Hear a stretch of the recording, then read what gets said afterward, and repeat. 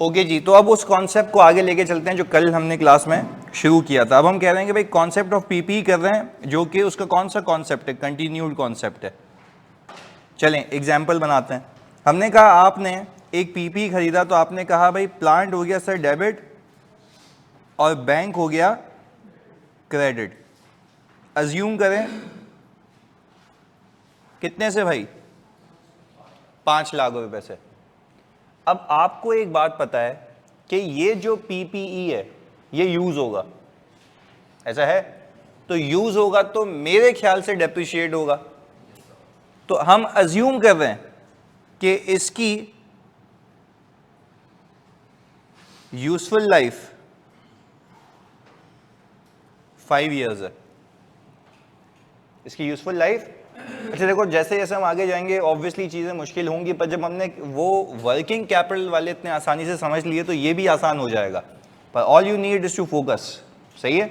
Logically कोई मतलब मसला हो, कुछ भी हल्का सा भी वो हो कि यार नहीं समझ आ रहा, तो आपने हाथ के हाथ पूछना है, कैरी फॉरवर्ड नहीं करना, ताकि वरना एग्जाम में देखो इस साल भी बच्चे जो अभी अटैम्प्ट आई ना उसमें बच्चे डली करके आए कैश लो 18 नंबर 1 गो में अंदर। उसका फायदा क्या था कि भाई उन्होंने लॉजिकली किया हुआ, तब जैसा भी सवाल आया उन्होंने कर लिया 18 नंबर का। तो I should expect same things from you कि आपका 1.5 पेज का सवाल आएगा, आप लोगों को आना चाहिए, पर उसके लिए अगेन हमारी लॉजिक्स पक्की होनी चाहिए कि किसी भी नौयत का सवाल है मुझसे फिर हो जाएगा। एक तो रट्टा लगाना है ना, मैं बोलूँ ये कर लेना आंसर आ जाएगा, वो नहीं करना हमें, सही है। हर चीज़ की वजह पूछनी है। आगे हमने कहा यूजफुल लाइफ है 5 ईयर्स। अच्छा पहले बताओ पीपी का खरीदना क्या एक एसेट की एक्विजिशन है? ये सर एक एसेट की एक्विजिशन है, इसका प्रॉफिट से कोई वास्ता नहीं है। हम यहां पे लिख भी देते हैं कि इसका पीएनएल इंपैक्ट नहीं है। हमने बोला भाई इसको हटा दिया हमने। अच्छा अब हमने कहा यही चीज जो मैंने बाय की है ये यूज होगी, तो हमने कहा सर उसकी एंट्री बनती है डेप्रिसिएशन एक्सपेंस डेबिट और प्लांट क्रेडिट। मैंने कहा सीधा सीधा प्लांट क्रेडिट कर दो ना, कम कर दो, वो यूज हो रहा है। अच्छा जी, हमने कहा कितने से हो जाएगा, 1 लाख रुपए से। अच्छा सर ये 1 लाख रुपए कैसे निकला होगा? आपने कहा 5 लाख रुपए को आपने डिवाइड किया 5 ईयर्स से। अच्छा इसको मैं समझाने के लिए कहता हूं कि सर ये जो है ना यूजेज का एक्सपेंस है। जैसे पीपी यूज हो रहा है तो इसकी वैल्यू डिमिनिश हो रही है, जैसे पीपी यूज हो रहा है तो वैसे इसकी वैल्यू डिमिनिश हो रही है। तो हर एंटिटी का अपने हर एक एसेट के लिए अंदाजा होता है। एग्जांपल, मैं अगर ये एलसीडी खरीद के लाया तो मुझे पता है भाई इसके मुझे मतलब 1 साल बाद टच स्क्रीन चाहिए, क्योंकि मैं ऑफिस में टच स्क्रीन चलाता हूं, मेरे लिए इजी है रिव्यू करना, यूं फेंका यूं चीजें फेंकी मेरे सामने आ जाती हैं। तो मैं कहता हूं कि भाई मेरे लिए असेसमेंट है कि मैं इसको 2 साल चलाऊंगा, तो मेरे लिए यूजफुल लाइफ कितनी हो गई, 2 साल। अच्छा जब मैंने खरीदी तो 50,000 रुपए की थी, तो 50,000 रुपए जब मैंने खरीदी थी तो मेरे जेब से गए थे। अब यहां से बात निकालूंगा, जब 50,000 रुपए की मैंने ये एलसीडी खरीदी थी तब 50,000 रुपए मेरी जेब से गए थे। क्लैरिटी है? अच्छा जब एक बार चले गए तो मेरा कैश का इंपैक्ट था। अब मैं कह रहा हूं ये कितने साल यूज होगी, 2 साल। जब 2 साल यूज होगी तो वो खर्च होगी, तो उसका एक्सपेंस आएगा, तो उसका एक्सपेंस आएगा। अच्छा जब एक्सपेंस आया ना तो मैं कह रहा हूं कि सर अब पीएनएल हिट हुआ। अब पीएनएल क्या हुआ, हिट हुआ। तो अब जरा समझते हैं कि क्या सीन हुआ होगा। पहले तो एक बात बताओ, अगर मैं आपको यह कहूं कि आपका प्रॉफिट बिफोर टैक्स दिया हुआ हो, आपको प्रॉफिट बिफोर टैक्स, और मैंने कहा वो आपको दिया हुआ है कोई 8 लाख रुपए का, तो सोच के बताओ क्या ये वाला डेप्रिसिएशन एक्सपेंस, क्या ये वाला डेप्रिसिएशन एक्सपेंस इसमें से माइनस हुआ हुआ होगा? सर डेफिनेटली माइनस हुआ हुआ होगा, माइनस हुआ हुआ होगा। अच्छा अब मैं तुमसे पूछता हूं, क्या ये कोई खरीदने का एक्सपेंस है या यूजेज का एक्सपेंस है? अच्छा यूजेज का एक्सपेंस है। अब बात से बात निकालते हैं। कहने का मतलब है जब भी आप किसी प्रॉपर्टी प्लांट एंड इक्विपमेंट को यूज करते हैं ना तो वो एक्सपेंस आउट होता है। खरीदने के वक्त एक्सपेंस आउट नहीं होता, खरीदने के वक्त वो एसेट बनता है। जैसे मैंने 50,000 रुपए की एलसीडी खरीदी तो मेरे लिए क्या ही है? एसेट। मैंने कहा ये खर्च कब होगा? जब यूज करूंगा वापस। खरीदना अलग बात है, यूज होना अलग बात है। एक्सपेंस कब होगा? जब यूज होगा। भाई इन दोनों में फर्क क्लियर होता है? अब समझते हैं कैश फ्लो का इंपैक्ट। अच्छा, अब हुआ क्या, मुझे एक बात पता लगी कि 8 लाख रुपीस का मेरा प्रॉफिट बिफोर टैक्स है। 8 लाख रुपीस का मेरा प्रॉफिट बिफोर टैक्स है। अच्छा, अब सवाल ये है कि पीछे मैं सेल्स की कहानी भी सिखाता हूं आपको ताकि आप लोगों को समझ आए। मैंने कहा मेरी सेल्स थी 1 मिलियन की, सही है? 1 मिलियन में एक और जीरो लगा देते हैं। और मेरी COGS थी, अज्यूम कर रहा हूं 9 लाख रुपए की, बल्कि 9 लाख नहीं, 1 लाख रुपए।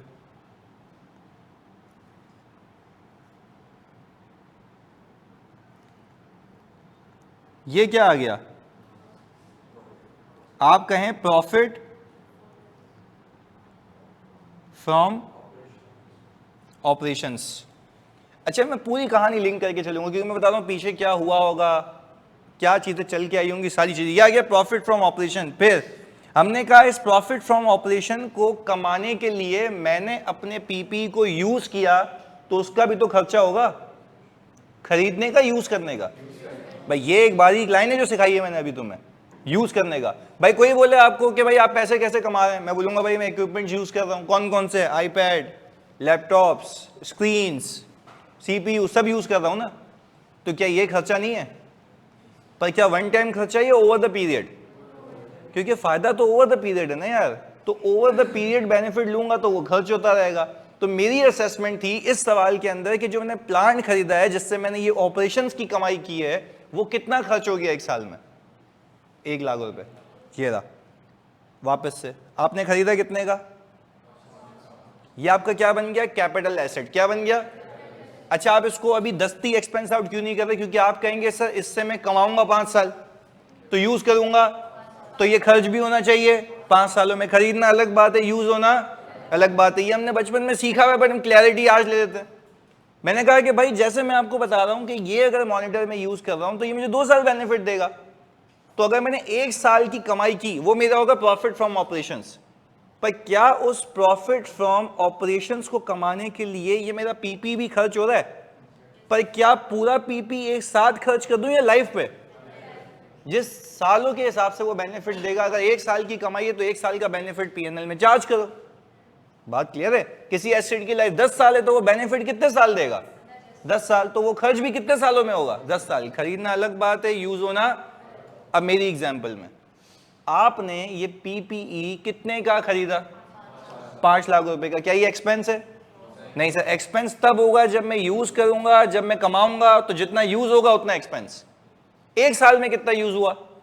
1 लाख रुपए। कोई आपसे पूछे कि आपने 1 मिलियन की सेल्स करने के लिए कितने रुपए का माल बेचा? 1 लाख रुपए का। ये आपकी इन्वेंट्री से गया होगा, अज्यूमिंग। ये कहां से गया होगा? इन्वेंट्री से। ये तो हाइपोथेटिकल एग्जांपल है ना, ये इन्वेंट्री से गया होगा। आपका प्रॉफिट फ्रॉम ऑपरेशंस कितना हो गया?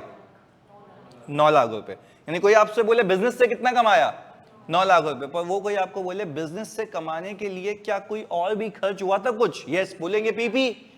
तो कोई आपको बोलेगा पीपी 5 लाख का खर्च हुआ था। नहीं भाई, पीपी 5 लाख रुपए का खर्च, उसमें से 1 साल यूज हुआ है, वो कितना बनता है?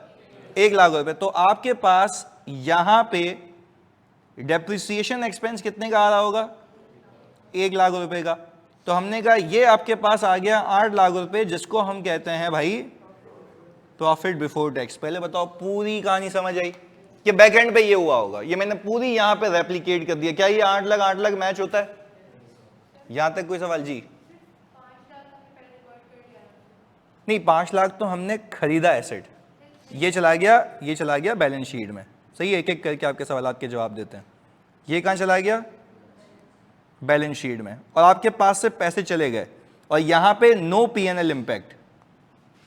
सही है, ये मैंने लिख दिया। यही तो कंफ्यूजन होती है बच्चे को कैश फ्लो में। देखो वही तो कह रहा हूं, 5 लाख वहां से 10 लाख कैसे होगा? देखो 5 लाख रुपए का एसेट खरीदा, वो अब यूज होगा तो 10 लाख नहीं होगा, वो कम होगा, होते होते होते होते जीरो हो जाएगा, इंक्रीज नहीं हो रहा, डिक्रीज हो रहा है। कैश कहाँ शो करा रहे हैं? पीएनएल में कैश कहाँ आ रहा है मुझे बताएं?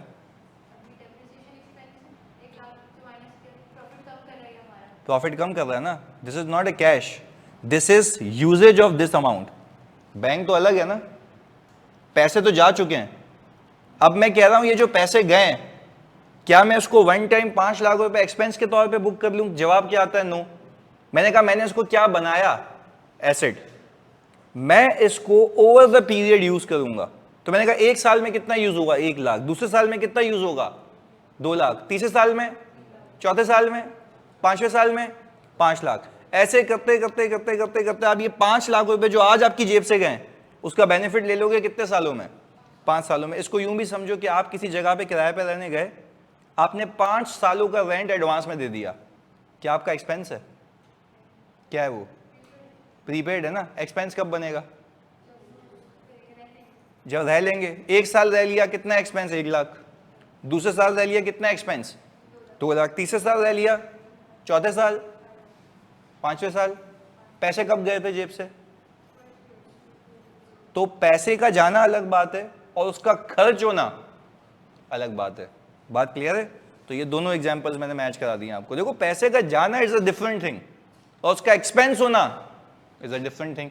आप 1 साल बेनिफिट लिया, आपने बोला नहीं रहना मुझे, 4 लाख रुपए वापस ले लो, तो क्या वो आपका राइट है? Yes. Same is the case with PP. मैं कह रहा हूं भाई अगर 1 साल यूज हुआ है तो उसकी वैल्यू कितनी कम होनी चाहिए? 1 लाख रुपए। दूसरा साल यूज हुआ 2 लाख रुपए, तीसरा 3, 4, 5 खत्म।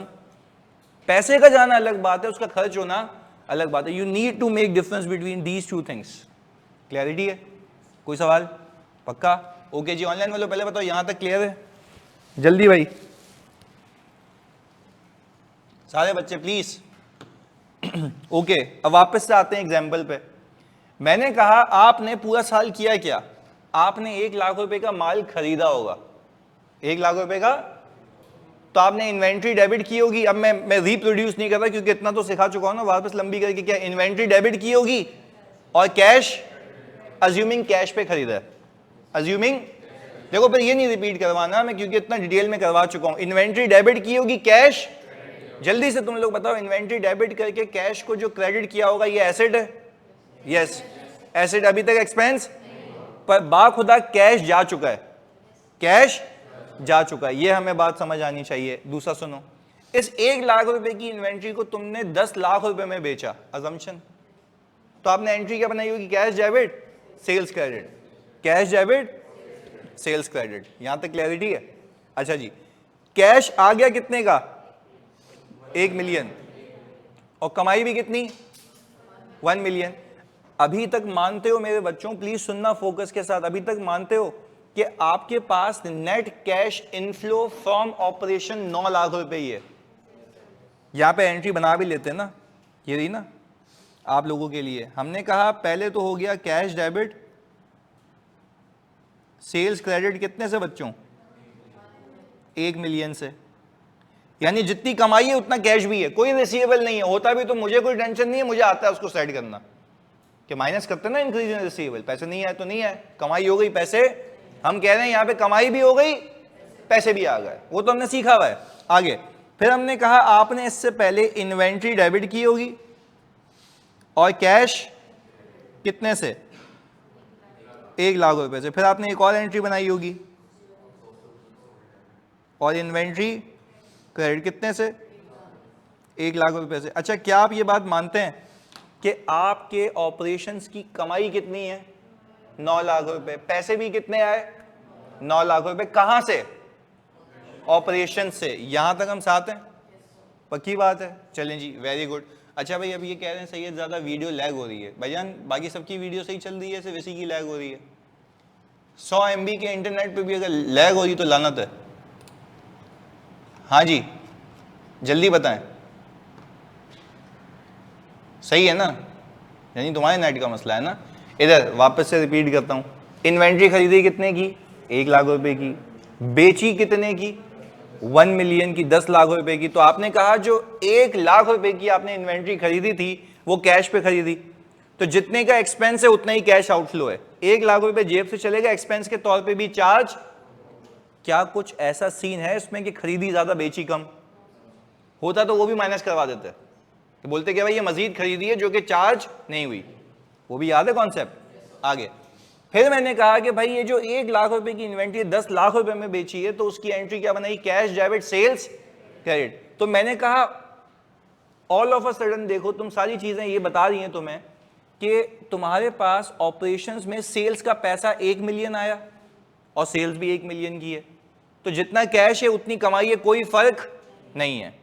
जितना एक्सपेंस है 1 लाख रुपए का, उतना कैश आउटफ्लो भी 1 लाख रुपए का, कोई फर्क नहीं है। तो क्या हम ये कह सकते हैं तुम्हारी तसल्ली के लिए कि cash from operation and profit from operation are equal? Why? क्योंकि आपका जवाब पता है क्या होना चाहिए आज के बाद? क्योंकि कोई रिसीवेबल नहीं है, कोई इन्वेंट्री नहीं है, कोई पेएबल नहीं है। क्लियर है? साथ साथ कोई रिसीवेबल नहीं है, कोई इन्वेंट्री नहीं है। टू कीप इट सिंपल मैंने उनको कांस्टेंट रख दिया। होता भी तो तुम्हारे लिए कोई मसले वाली बात नहीं होनी चाहिए। तुम्हें उस प्रॉफिट फ्रॉम ऑपरेशन को कन्वर्ट करना होगा किसमें? कैश फ्रॉम ऑपरेशन में। क्लियरिटी है? चलें जी, ये भी बात समझ आती है भाई, यहां तक क्लियर है ये वाली बात? ओके, अब आगे सुने। ये तो हिसाब किताब हो चुका है। अब एक चीज सिखानी है आपको। चीज ये सिखानी थी जो पीपी का भी पूरा कॉन्सेप्ट दिया कि जब मैं पीपी खरीदूंगा तो मेरी जेब से पैसा जाएगा और एक एसेट बनेगा। कितने का एसेट बना? 5 लाख रुपए का। पर वो यूज कितना हुआ? 1 लाख रुपए का। आपको IAS 7 का स्टैंडर्ड ये कहता है कि ये जो यूजेज है ना,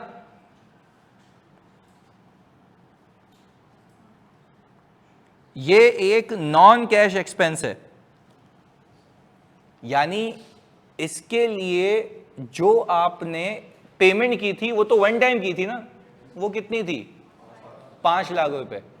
तो कहने का और तुम लोगों को समझाने का मतलब यह है कि पीपी का खरीदना is a cash expenditure. PP का खरीदना is a cash expenditure, but उसका यूज होना is not a cash expense. दोनों में फर्क समझ आ रहा है? देखो हम तो कह रहे हैं ना कि भाई अगर आज मैं ये स्क्रीन खरीद के लाया 50,000 रुपए की, तो मेरी जेब से कितने गए? अब ये अगर 1 साल एग्जाम्पल दे रहा हूं 10,000 का यूज होता है, तो वो जो यूज हो रहा है क्या वो कैश आउटफ्लो है या सिर्फ यूजेज है? यानी यूं कहना सर कि आप उस 10,000 रुपए का फायदा उठाया, आपने 10,000 रुपए का फायदा उठाया, बेनिफिट लिया, तो बेनिफिट का एक्सपेंस है 10,000 रुपए। तो क्या हम ये कह सकते हैं कि बेनिफिट का एक्सपेंस एक्सपेंस नहीं है, पर वो कैश एक्सपेंस नहीं है। वो कौन सा एक्सपेंस है? यूजेज का। इसको प्रीपेड से भी लिंक कर सकते हो। आपने किसी जगह पे रहने के लिए प्रीपेड रेंट पे किया फॉर 5 ईयर्स, तो आपकी पेमेंट तो एक बार हुई ना। अब जो उस प्रीपेड को एक्सपेंस में कन्वर्ट करोगे, तो क्या वो एक्सपेंस नहीं होगा? होगा, क्योंकि आप बेनिफिट ले रहे हैं, पर क्या उसका कोई कैश आउटफ्लो होगा? नहीं। तो इन दोनों में फर्क करके आपने कैश फ्लो में इंपैक्ट निकालना है उसका। अभी निकाल के देखते हैं। पहले बताओ, लॉजिक समझ आती है कि खरीदना अलग बात है, यूज होना। पैसा कब जाएगा? जब खरीदेंगे। और एक्सपेंस कब होगा? जब यूज करेंगे। बस इतना सा फर्क होना चाहिए। क्लैरिटी है? अच्छा भाई, अब हम आगे चले तो हमें पता लगा भाई कि इसके कैश फ्लो के अंदर, इसको यहां ले आते हैं और हमने कहा अब हम बनाएंगे स्टेटमेंट ऑफ कैश फ्लोस। और बड़ी इंपॉर्टेंट बात कहूंगा अभी। हमने कहा सबसे पहले कौन सी एक्टिविटीज आती है? सर एक्टिविटीज आती है ऑपरेटिंग एक्टिविटीज। अच्छा, ऑपरेटिंग एक्टिविटीज में क्या रखा आपने? Profit before tax. कितने का? अच्छा, आज के बाद एक और चीज इसमें ऐड करने लगे हम। आपको IAS 7 ये कहता है, आप यहां पे एक कॉलम खोलेंगे जिसका नाम होगा एडजस्टमेंट्स। मैंने कहा आप सर सोचते हैं एडजस्टमेंट्स क्या होंगी? लॉजिक तो बताइए पूरी कहानी, हम खाली उसको प्रेजेंट करना है। IAS 7 को यह पता है कि कुछ एक्सपेंसेस ऐसे होंगे जो कि नॉन कैश होंगे, कुछ एक्सपेंसेस ऐसे होंगे जो कि जैसे कि डेप्रिसिएशन। मैं आपसे पूछूं आज अगर पीपी यूज हो रहा है, क्या वो कैश एक्सपेंस है या यूजेज का एक्सपेंस है? तो स्टैंडर्ड को ये पता है कि अब देखो कहानी सुनना, अगर तुमने मजा आ गया समझ गया ना, मतलब दिमाग में क्लिक हो जाएगा पूरा। स्टैंडर्ड को ये पता है कि हर साल जब पीपी यूज होगा ना तो प्रॉफिट में एक एक्सपेंस छुपा हुआ होगा, खरीदने का, यूज का, वेरी गुड, यूज का। उसको पता है उसका जो एक्सपेंडिचर है वो तो तब हुआ होगा जब खरीदा है, तो उसका कैश इंपैक्ट नहीं है। तो आप यहां पे अपने शेयर होल्डर को ये बताओ कि मैं यहां पे ऐड बैक कर रहा हूं डेप्रिसिएशन, क्योंकि ये क्या है, नॉन कैश। कितने का ये? IAS 7 को ये पता है कि जब मैं नॉन कैश एक्सपेंस को एडजस्ट करूंगा ना, मैं ऑटोमेटिकली प्रॉफिट फ्रॉम ऑपरेशन पे पहुंच जाऊंगा। चेक कर लो, नहीं यही बात समझ? देखो मैं आपको शुरू में आके बोलता ना कि ऐड करना प्रॉफिट फ्रॉम ऑपरेशन पे पहुंच जाओगे, तुम बोलोगे पता नहीं क्या कह रहा है। अब लॉजिक समझते हैं। आपने प्रॉफिट बिफोर टैक्स उठाया, प्रॉफिट बिफोर टैक्स में हर रंगो नस्ल का एक्सपेंस है, हाँ या नहीं? COGS भी है, डेप्रिसिएशन भी है। कौन सा ऑपरेशन से रिलेट नहीं करता एक्सपेंस? डेप्रिसिएशन, उसको ऐड बैक कर दो। पर यार ऐड बैक करने की मल्टीपल लॉजिक्स हैं, 2 लॉजिक्स बता रहा हूं। पहली इसको ऐड बैक करने का मकसद ये कि ये कैश में से कभी माइनस नहीं हुआ, प्रॉफिट में से माइनस हो चुका है। आपने क्या किया, इसको इंपैक्ट हो गया 0। पर दूसरी चीज भी तो समझो ना, इससे हुआ क्या, आप जो बॉटम लाइन का प्रॉफिट है उसमें ऐड बैक करके ऑपरेशंस पे पहुंच रहे हैं। ऐड बैक करके कहां पहुंच रहे हैं? देख लो यहां से P&L तुम्हें बना के दिया है, ये रहा प्रॉफिट फ्रॉम ऑपरेशन कितना था, इसमें से क्या माइनस हुआ, कितना आ गया, 8 लाख। तो मैं कह रहा हूं भाई एग्जाम में आपको ये सब हुआ मिलेगा, आपके पीछे बैक ऑफ द माइंड पे चलना चाहिए कि मैं डेप्रिसिएशन ऐड बैक करूंगा तो इसके 2 मकसद पूरे होंगे। पहला मकसद नहीं, पहले आप बोलेंगे नॉन कैश एक्सपेंस एडजस्ट हो जाएगा। दूसरा क्या होगा, आप प्रॉफिट फ्रॉम कंपनी के प्रॉफिट से कहां पहुंच जाएंगे, ऑपरेशंस के प्रॉफिट पे। कहां पहुंचेंगे, ऑपरेशंस के प्रॉफिट पे। क्योंकि जो चीजें ऑपरेशन से पर्टेन नहीं करती हैं उसको हटाओ यार, वापस ऊपर जाओ। चलो तुम्हें एक और लॉजिक देता हूं उसकी। अगर तुम्हारी किताबों के अंदर इंटरेस्ट एक्सपेंस आ रहा होता, कौन सा एक्सपेंस, इस बात को मानते हो कि इंटरेस्ट एक्सपेंस ऑपरेशंस का पार्ट नहीं होता? होता है नहीं होता? नहीं होता ना भाई, इंटरेस्ट एक्सपेंस है ना, वो तो फाइनेंसिंग है। फाइनेंसिंग है, ऑपरेशन है, फाइनेंसिंग है। लॉजिकल बात बताओ, अगर वो यहां से माइनस हुआ हुआ है, तुमसे पूछता हूं, अगर वो यहां से माइनस हुआ हुआ है तो क्या मेरा प्रॉफिट बिफोर टैक्स और कम होता? तो if you want to arrive at operations profit, उसको क्या करेंगे, ऐड बैक करेंगे। अब उसका दूसरा ट्रीटमेंट क्या करना है वो सिखाता हूं बाद में, वो देखते हैं। अब जैसे एक सवाल का जवाब बड़ा अच्छा आया है, सुनना है इधर। आप लोग इंपेयरमेंट सीख रहे हैं, इंपेयरमेंट लॉस भी एक नॉन कैश है। एंट्री क्या बनती है, impairment loss debit PPE credit. भाईजान इसमें कैश कहां है, नहीं है। तो क्या इसका प्रॉफिट पे इंपैक्ट है, यस। कैश पे इंपैक्ट है, नो। ऐड बैक करके ऊपर पहुंच जाओ। In any case you are trying to reach profit from operations, क्योंकि शेयर होल्डर को तुम ये बता रहे हो कि मैंने ऑपरेशन से कितने कमाए। कहानी क्लियर है? अगर आपका बैड डेट एक्सपेंस है, क्या वो कैश एक्सपेंस है या नॉन कैश है? अंदाजा है कि हो सकता है कि नहीं मिले, तो उसकी एंट्री बनती है ना provision for bad debts credit और बैड डेट एक्सपेंस। पूरी एंट्री में कैश का है नहीं है। कहानी क्लियर होती है? तो यानी सर हमने अभी क्या सीखा, हाल फिलहाल जल्दी से बताओ। पीपी का खरीदना कैश इंपैक्ट है, पीपी का यूज होना कैश इंपैक्ट नहीं है। ऑनलाइन वालों आप सब पहले बता दो, ये बात क्लियर है? अच्छा, अगर तुम्हें किसी सवाल में प्रॉफिट दिया हुआ है तो और उसके अंदर पीपीई भी है बैलेंस शीट के अंदर, क्या ये बात लाजिम है कि उसमें डेप्रिसिएशन बुक हुआ होगा? यस, यूज होगा। उस डेप्रिसिएशन एक्सपेंस को क्या करना है, एडजस्टमेंट के नाम पे। अच्छा, इस ऐड बैक करने से कितने मकसद पूरे हो रहे हैं? 2। पहला, नॉन कैश एक्सपेंस एडजस्ट हो रहा है। कोई आपसे पूछे what does it actually mean by non cash expense, आप बोलेंगे सर ये ऐसा खर्चा है यूज होने का जो प्रॉफिट से माइनस हुआ हुआ है, कैश में से माइनस। तो मैं आपसे बोलूं कैश में से कब माइनस हुआ होगा, जब खरीदा होगा। तो यूज होने का एक्सपेंस तो माइनस होगा ना, just like prepaid, just like PP, वो सारी चीजें मैंने आपको बता दी। क्लैरिटी है? यहां पे आप पहुंच गए, इसको ऐड बैक करके किस पे, अच्छा, आपको यहां पे लिखना नहीं होगा प्रॉफिट फ्रॉम ऑपरेशन, बस आपने ऐड बैक कर दिया, सही है, ये तो मैंने लॉजिक दी है आपको। आपको एक चीज सिखाता हूं, जब आपने ये ऐड बैक किया ना, आप पहुंच गए प्रॉफिट फ्रॉम ऑपरेशन पे, पर आपको एक और चीज सिखाऊं, अब आप इसको कन्वर्ट करेंगे कैश फ्रॉम ऑपरेशंस में, वर्किंग कैपिटल चेंजेस के साथ। बात समझ आई? क्यों? क्या प्रॉफिट फ्रॉम ऑपरेशन और कैश फ्रॉम ऑपरेशन दो अलग अलग बातें हैं? वो प्रॉफिट है, वो कैश है, तो प्रॉफिट फ्रॉम ऑपरेशन से कैश फ्रॉम ऑपरेशन पे कैसे पहुंचेंगे? वर्किंग कैपिटल को तसव्वुर करो, इसमें से कुछ पैसे नहीं आए होते सेल के, क्या करेंगे? माइनस कर देंगे, पक्की बात है, क्योंकि आप कहेंगे वो पैसे नहीं है। तो भाई वही तो सिखा रहा हूं कि वर्किंग कैपिटल को हाथ लगाने से पहले ये तो देख लो कि प्रॉफिट फ्रॉम ऑपरेशन आ गया नहीं आया, तो पहले प्रॉफिट फ्रॉम ऑपरेशन पे पहुंचना है। लॉजिक क्लियर है? चलें दूसरी लॉजिक, क्या ऐसा हो सकता है कि जो मैंने माल खरीदा है उसकी कुछ की पेमेंट ना की हो सकता है ना? कहां एडजस्ट करूंगा? वर्किंग कैपिटल में। ये सारी चीजें एडजस्ट करने के बाद what guys you will get, क्या क्या? Cash from operation. तो आप शेयर होल्डर को बोलोगे भाई ये लो ऑपरेशंस के पैसे आ गए, क्लैरिटी है। पर इस केस में क्या मेरे पास कोई वर्किंग कैपिटल है? क्यों नहीं है? कि कोई रिसीवेबल पेएबल इन्वेंट्री नहीं है, तो हम यहां पे सिर्फ याद दहानी के लिए लिखते हैं वर्किंग कैपिटल चेंजेस, कोई भी नहीं है। तो हमने कहा यही हमारे लिए क्या बन गया भाई? वेरी गुड यार, कैश फ्रॉम ऑपरेशंस। अच्छा, आप मुझे एक बात बताएं, अगर आप इस 1 लाख रुपए को ऐड ना करते तो क्या आप अपने शेयर होल्डर को कैश फ्रॉम ऑपरेशन सही बता रहे होते? नहीं, गलत होता ना। उसमें तो एक तो ऐसा एक्सपेंस माइनस हुआ होता है जिसका कैश का इंपैक्ट ही नहीं है, वो तो सिर्फ कौन सा एक्सपेंस है? यूजेज का। क्लैरिटी है? चलें, ये बात समझ आ गई मुझे। अब कल वाले कॉन्सेप्ट को यहां डालता हूं।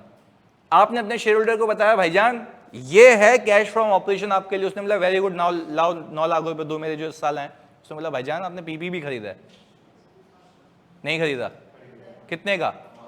आप लोगों ने तो अभी कहा था कि सर जब पीपी खरीदेंगे तो कैश आउटफ्लो होगा। तो एक वैसे ही डीड बन के पूछ रहा हूं, प्रॉफिट में से माइनस नहीं हुआ होगा? क्यों? एक्सपेंस नहीं है, वो कौन सा एक्सपेंडिचर है? कैपिटल। तो वो बात है तो अपनी जगह है। तो अच्छा, जो उसका एक्सपेंस हुआ था यूजेज का, वो क्या हुआ? वो तो प्रॉफिट से माइनस हुआ था ना। आपने क्या किया उसको? क्योंकि उसका कैश का इंपैक्ट, तो आपने शेयर होल्डर को ये बताया भाईजान आपने कमाया ये है, और उसको कमाने के लिए 1 लाख का यूजेज भी था। पर as far as cash flow is concern, I am not saying कि वो एक्सपेंस नहीं है, as far as cash flow is concern, cash flow में उसका इंपैक्ट मैंने एडबैक कर दिया। उसके एडबैक करने से 2 मसाइल सही हो गए, एक तो कैश पे पहुंच गए, दूसरा प्रॉफिट फ्रॉम ऑपरेशन पे पहुंच गए। क्लियरिटी है? अच्छा, प्रॉफिट फ्रॉम ऑपरेशंस को कन्वर्ट करना होता है किसमें? Using working capital. इस सवाल में वो नहीं है। आप पहुंच गए कैश फ्रॉम ऑपरेशंस पे, कैश फ्रॉम ऑपरेशंस आ गए आपके पास। अब इसी साल आपने पीपी भी तो बाय किया था, कितने का? 5 लाख रुपए का। क्या वो कैश में से माइनस हुआ भाई? यस। तो आप शेयर होल्डर को बताओ ना कि ऑपरेशन से इतने कमाए और 5 लाख रुपए यहां लगाए, तो क्या हम यहां पे कौन सी एक्टिविटी खोलें? हमने कहा भाईजान इन्वेस्टिंग एक्टिविटीज खोलें सर, और यहां पे लिख दें आप परचेस ऑफ पीपी। कितना भाई? 5 लाख रुपए। ये कितना आ गया? अच्छा, कोई आपसे पूछे कि आपका नेट कैश इनफ्लो कितना है? अच्छा, क्या शेयर होल्डर को विजिबिलिटी है कि कौन सा पैसा कहां से आया और कहां लगा है? आप मुझे बताएं, ऑपरेशन से कितना आया? 9 लाख। 8 लाख नहीं आया था, तो 1 लाख क्या था? उसको हम क्या कहते हैं? Non cash. एडबैक कर दो, कैश का इंपैक्ट ही नहीं है। इसको एडबैक करने से एक तो नॉन कैश का इंपैक्ट नलिफाई हो गया, दूसरा कहां पहुंच गए? प्रॉफिट फ्रॉम ऑपरेशन पे। Now we will convert that profit from operation into cash from operation, जो कि इस सवाल में केस नहीं है। आपके पास कैश आ गया ऑपरेशंस का, ये रहा। अब आप सोच रहे हैं कहीं और पैसे लगाएं, याद आया हाँ, कहां लगाएं? पीपी में। वो माइनस कर दो, आपके पास नेट कैश इनफ्लो आ गया। क्लैरिटी है? समझ आई बात? पक्की बात है। एक सवाल आया हुआ है, अच्छा, इस just that expense got already deducted from the gross profit and we arrive at the profit before tax. That's why we add back depreciation to null the impact and then investing activity with a whole बिल्कुल बिल्कुल ऐसा ही। हरी का बात clear है, बिल्कुल सही explanation दी आपने जो मैंने अभी बताई, क्लियर है। अच्छा भाई ऑनलाइन वालों सारे एक साथ बता दो, सबको ये कॉन्सेप्ट क्लियर है, जल्दी बता दो सारे बच्चे, क्लैरिटी है बिल्कुल एकदम। चलें इसको कॉपी करें यार, फिर हम एक कॉम्प्रिहेंसिव सवाल करते हैं इसका।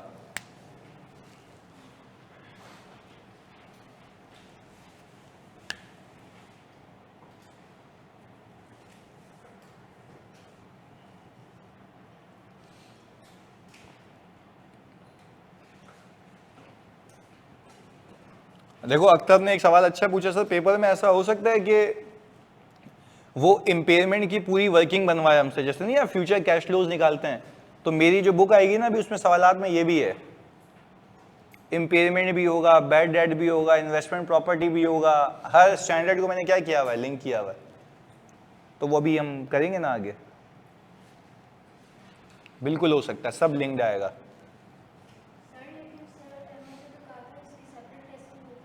सेपरेट नहीं होती, सिर्फ सेपरेट भी होती है। हाँ, सेपरेट टेस्टिंग का मतलब यह है कि अगर आप इम्पेयरमेंट का सवाल किसी पास पेपर में देखेंगे तो अलग से भी आया हुआ है, सही है ना, तो वो अलग से पास पेपर है, पर किसी सवाल में आप देखेंगी कि आपको कैश फ्लो के सवाल में भी इम्पेयरमेंट दिखेगी, तो आपको वो लॉजिक और कॉन्सेप्ट वहां वाले भी आने चाहिए और उसका कैश फ्लो में इम्पैक्ट क्या है ये भी आना चाहिए। तो अगर वहां का कॉन्सेप्ट क्लियर होगा ना तो ये आसान हो जाएगा, क्योंकि लिंक करना आसान है। क्योंकि देखो मैं आपको पहले कॉन्सेप्ट देता हूं ना, अब मैं अदरवाइज समझता कि आपको डेप्रिसिएशन की इतनी नॉलेज है कि ये नॉन कैश का चीजें पता है, तो मैं ये नहीं करवा रहा होता चीजें, सही है। तो मैं ये समझता हूं कि आप बिल्कुल नील बटा सन्नाटा है ऊपर से, सही है।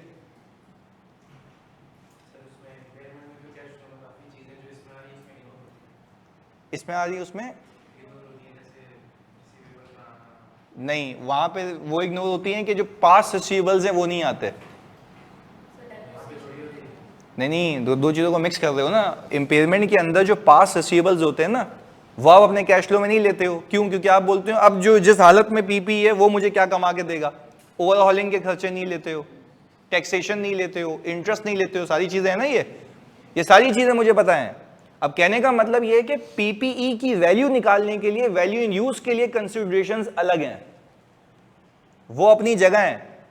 वो जो तुम अपनी कैरिंग अमाउंट से कंपेयर करोगे ना, वो इंपेयरमेंट आएगी।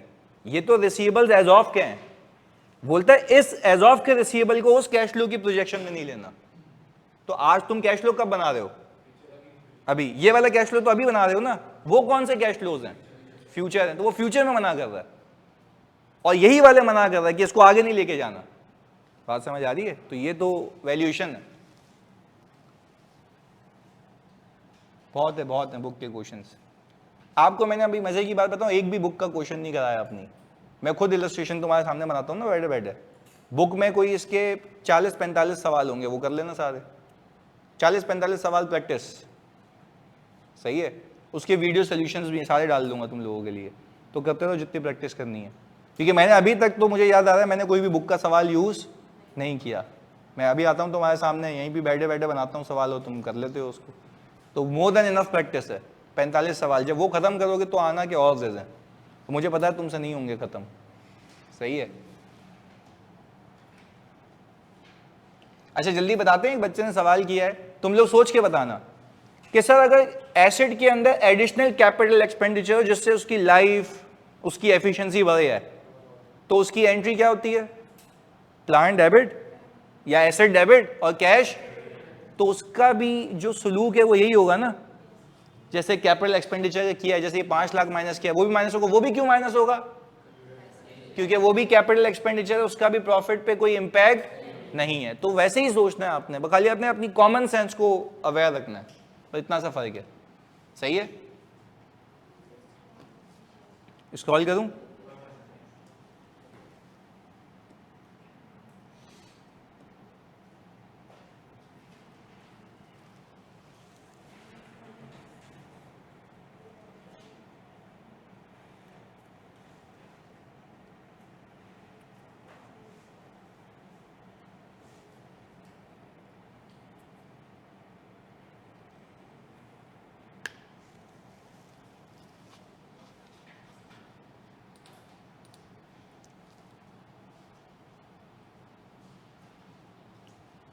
स्क्रॉल डाउन करूं इसको?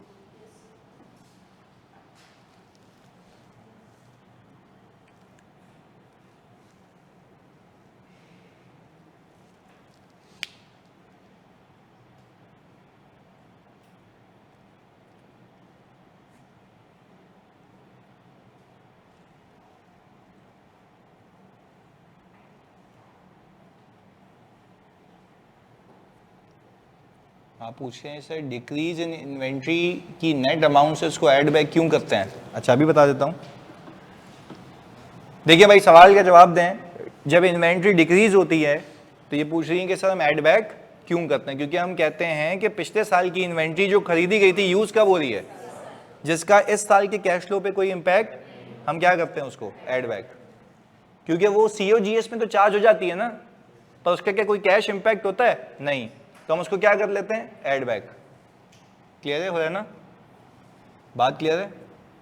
क्योंकि देखें ना, आपने एक 50 रुपए की इन्वेंट्री पिछले साल खरीदी तो आपका एसेट बन गई, आपने यूज कब कर ली? इस साल।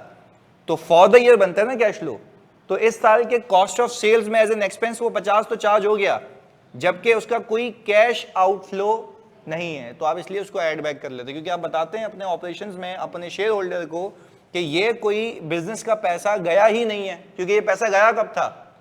पिछले साल। बोला ना? क्लियर है? That's why we add decrease in inventory.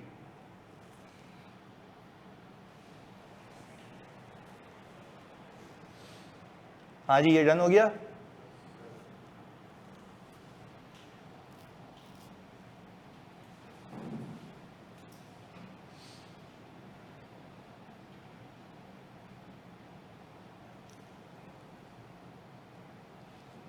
चले आगे।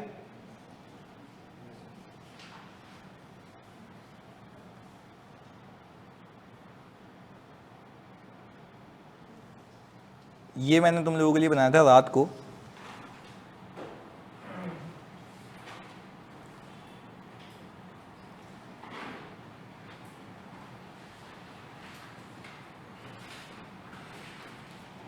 अच्छा, इस सवाल को मैं जरा नीचे पेश कर रहा हूं, खाली एक चीज सिखा रहा हूं तुम्हें, ये तुम लोग कर लेना, क्योंकि मेरी क्लास 10 बजे तक थी ना आज, क्योंकि असल में मेरी एक ट्रेनिंग है, मुझे वहां पहुंचना है।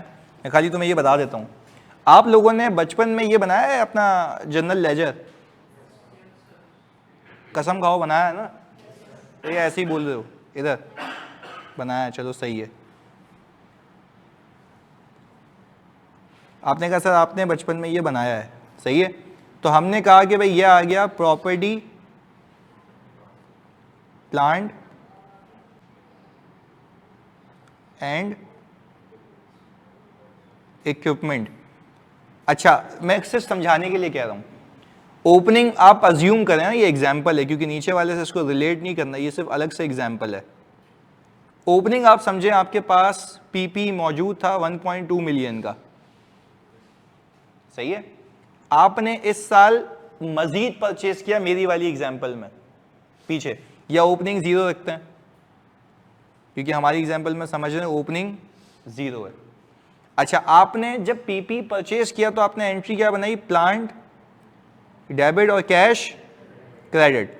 तो हम कह रहे हैं ना कि यहां पे ये एडिशन डेबिट हो जाएगा, कितने से? 5 लाख रुपए से, ऐसा ही है। तो यानी हम ये कंक्लूड कर रहे हैं कि सर जब भी हमें पीपीई का हेड दिखेगा मेरी बैलेंस शीट के अंदर, तो मैं ऐसे एक लेजर बनाऊंगा जिसमें ओपनिंग किस वजह से इंक्रीज होगा? खरीदने की वजह से। क्लियर है? अच्छा, आपको सवाल में क्लोजिंग दे देगा वो, 4 लाख कैसे हो गई? डेप्रिसिएशन। तो आपको ना वो यहां पे हो सकता है कि एग्जाम में बैलेंसिंग फिगर निकालनी हो, यानी मैंने तो आपको लाइव दे दी थी ना समझाने के लिए, मैं तो आपको लाइव दे दी थी ना समझाने के लिए। अब यहां पे मुझे क्या दिख रहा है? कितने का यूज हो चुका है? 1 लाख रुपए का।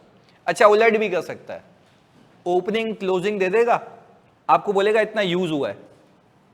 तो ओपनिंग के मुकाबले में जब आप कंपेयर करोगे क्लोजिंग को, यूज होने के बाद भी ज्यादा होगा, तो इसका मतलब है पीपी खरीदा गया है, तो आप फिर बैलेंसिंग फिगर यहां निकाल लेंगे। या तो इसको डी अकाउंट फॉर्म में बना लो, या तो स्टेटमेंट की फॉर्म में बना लो। ओपनिंग आप कहेंगे जीरो है, एडिशन कितने की? 5 लाख रुपए की, डेप्रिसिएशन मुझे नहीं पता बट मुझे क्लोजिंग दे दी उसने। हाँ भाई क्लोजिंग कितनी है? 4 लाख रुपए। तो मुझे बताओ इसमें यहां पे पहुंचने के लिए कितने का खर्चा हुआ होगा? 1 लाख रुपए का। ये आ गई बैलेंसिंग फिगर। वाइस वर्सा भी हो सकता है, वो आपको बोले ओपनिंग 0, डेप्रिसिएशन कितना 1 लाख, क्लोजिंग कितना। तो ये कैसी बेवकूफी है कि सर ओपनिंग कुछ भी नहीं है, डेप्रिसिएशन है, फिर भी 4 लाख का बचा है। एडिशन हुई होगी कितने की? 5 लाख रुपए की। तो आप यहां पे ये 5 लाख रुपए बैलेंसिंग फिगर निकाल लेंगे। पहले बताओ कहानी समझ आती है? तो मैंने आपको वो एग्जाम अप्रोच बता दी है कि कैसे करना है। अब खाली ये सवाल देख लो मुझे, इसमें आपको ओपनिंग पीपी दिख रहा है 5.4 मिलियन का, क्लोजिंग कितना है 6.48। अच्छा अभी एक बेवकूफ बच्चा होगा बोलेगा यार इसमें अगर देखूं तो पीपी इंक्रीज हो रहा है तो पीपी खरीदा गया। भाई डेप्रिसिएशन भी देखना है, दो अलग अलग चीजें। इस अकाउंट के अंदर कितनी मूवमेंट्स हैं अभी? 2, एक एडिशन डेप्रिसिएशन, एडिशन डेप्रिसिएशन। अच्छा डेप्रिसिएशन क्या होता है? Non cash. तो आपको वो भी पता होना चाहिए और कैपिटल एक्सपेंडिचर भी पता होना चाहिए क्योंकि उसका कैश आउटफ्लो होता है। देखो सवाल मैंने लिख के दिया, during the year ended on 31 December company acquired a plant having a cost of rupees 1265000। मुझे कोई बता सकता है डेप्रिसिएशन कितना है? देख के जल्दी से। हम पीपीई का अकाउंट बना लेते हैं यहाँ पे। कितना? 250,000। अच्छा ये देख लेते हैं कैसे। ओपनिंग कितना था बच्चों? 5467000। क्लोजिंग कितना है? 6482000। हमें यहां से यहां तक के सफर में मुझे पता है 2 चीजें होंगी, कुछ खरीदा हुआ होगा, बेचा नहीं, बेचना तो सिखाया नहीं ना अभी, या तो खरीदा तो हुआ होगा। ऐसा हो नहीं सकता यूज नहीं हुआ हो, ऐसा हो नहीं सकता यूज नहीं हुआ हो ना, क्योंकि जैसी बात है पूरे साल पीपी थे तो यूज तो होगा, इस पे तो कोई दो राय है ही नहीं। अब मुझे तुम लोग ये बताओ कि ओपनिंग मेरा ये था, एडिशन दी हुई है मुझे, आपने कहा 1265000। अच्छा ओपनिंग में जब मैं 1265000 को ऐड करूं ना तो मेरी क्लोजिंग के इक्वल नहीं आता। क्यों? डेप्रिशिएट हुआ होगा, यूज हुआ होगा। वो सिखाई नहीं ना मैंने जानी, जिस गली को गए नहीं उसकी बात भी नहीं करनी अभी, सही है। तो हम कह रहे हैं वहां पे हम आएंगे, अभी तो बहुत दूर है ये दिल्ली। अभी तो हम क्या, देखो तुम अगर नोट करो ना एक एक चीज कैसे ऐड होती जा रही है सवालात में, तो ये लेंदी होता जा रहा है सवालात। तो मैं कह रहा हूं कि मैं एक एक चीज ऐड करूंगा, अगर हम ऑल टुगेदर सारी चीजें डाल देंगे ना तो हमारे लिए मैस हो जाएगा, सही है। तो मुझे बताओ यहाँ पे डेप्रिसिएशन कितना आ रहा है जानी? 2.5 लाख रुपए का। अब आप इतने तो चैंप हो चुके हैं कि आपको ये पता है कि ये 2.5 लाख रुपए कैश प्रॉफिट से माइनस हुआ हुआ है। हाँ जी हुआ हुआ है। Are you sure about it? कौन सा एक्सपेंस है? क्या करें? अच्छा ऐड बैक करने से क्या होगा? प्रॉफिट फ्रॉम ऑपरेशन पे पहुंच जाएंगे। अच्छा फिर उस प्रॉफिट फ्रॉम ऑपरेशन को कन्वर्ट करेंगे और फिर बताएंगे कि अच्छा फिर इन्वेस्टिंग एक्टिविटी में कुछ खर्चा हुआ है, कितने का? तो प्रैक्टिकल लाइफ में भी कैश फ्लो ऐसे बनता है कि आप पूरा हिसाब किताब साइड में करते हो फिर बनाते हो कैश फ्लो। क्लैरिटी है? हो जाएगा ये सवाल? अच्छा ये अलग है और जो मैं सवाल दूंगा अभी क्विज में वो अलग है, सही है जी। मिलते हैं चलो अगली क्लास में। अल्लाह हाफ़िज़। 1994574 वाली फिगर किस हेड से पर्टेन करती है, कौन सी वाली? अच्छा ये हटा दो भाई, ये मैंने कोई चेक कर रहा हूँ मैं, ये दोनों का डिफरेंस है कैश एंड बैंक का, इसको भूल जाएं आप, सही है। ये हटा दिया मैंने, सही है, ये मैं दे रहा हूँ आपको। चलो अल्लाह हाफ़िज़। अभी दे रहा हूँ।